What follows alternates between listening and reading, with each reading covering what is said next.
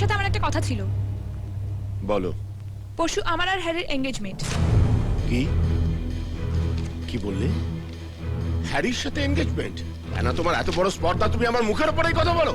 তুমি ভাবলে কি করে বিয়েতে আমার মত থাকবে? আমি তো শুধু তোমাকে জানিয়েছি, তুমি মত দিলে ভালো, না দিলে আমার কিছু করার নেই। বাবা কি হয়েছে? কি বলছে শুনেছো? হ্যারির সঙ্গে নাকি ওর এনগেজমেন্ট। শুনে রাখো, তোমার বিয়ে আমি রাজের সঙ্গেই দেব। আর কোনোদিনও যদি হ্যারির নাম তোমার মুখে শুনেছি না, তুমি কি আমাকে জোর করার চেষ্টা করছো? করো না, লাভ নেই। কারণ আমার যেটা করার সেটা আমি করবই। আমিও দেখে নেবো কিভাবে তোমার হ্যারির সঙ্গে এনগেজমেন্ট হয়। আমি এখনো মরে যাইনি। আচ্ছা তুমি একটু শান্ত হও না। আরে কি ভেবেছো নিজেকে?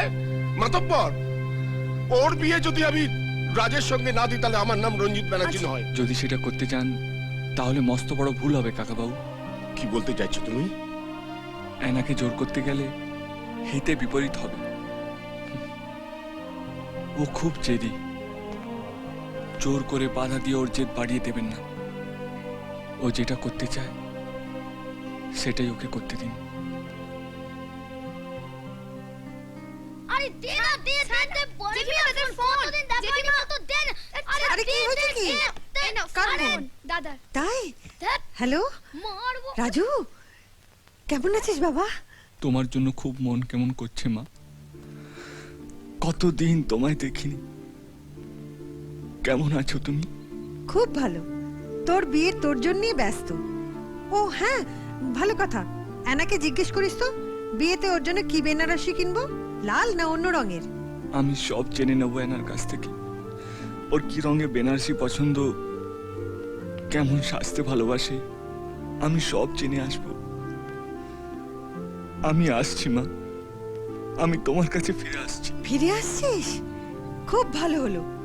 অ্যানার আংটি আর বালার মাপটা দরকার। ঠিক আছে, এখানে এলেই না হয় করে নেবো। অ্যানা আসছে না মা।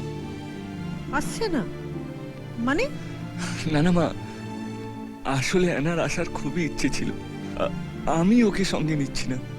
দুদিন বাদে ওর পরীক্ষা, অথচ বিয়ের আনন্দে পড়াশোনা সব শিখেই তুলেছে।